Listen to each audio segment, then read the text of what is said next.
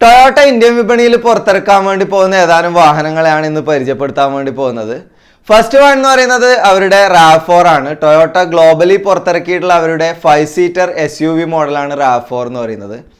2.5 litre petrol എഞ്ചിനിലായിരിക്കും ഈ ഒരു വാഹനം ഇന്ത്യൻ വിപണിയിൽ വരാൻ വേണ്ടി പോകുന്നത്. കൂടാതെ ഈ ഒരു എഞ്ചിനെ സപ്പോർട്ട് ചെയ്യുന്നതിന് വേണ്ടിയിട്ട് ഒരു സ്ട്രോങ് ആയിട്ടുള്ള ഹൈബ്രിഡ് സിസ്റ്റം ഉണ്ടായിരിക്കുന്നതാണ്. ഏകദേശം പ്രൈസ് റേഞ്ച് പ്രതീക്ഷിക്കുന്നത് 60 lakhs ആണ്.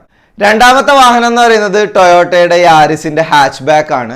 1 ലിറ്റർ പെട്രോൾ എഞ്ചിനിലും 1.5 ലിറ്റർ പെട്രോൾ എഞ്ചിനിലും 1.5 ലിറ്റർ പെട്രോൾ പ്ലസ് ഹൈബ്രിഡ് എഞ്ചിനിലാണ് ഈ ഒരു വാഹനം ഇന്ത്യക്ക് പുറത്ത് അവതരിപ്പിച്ചിട്ടുള്ളത്.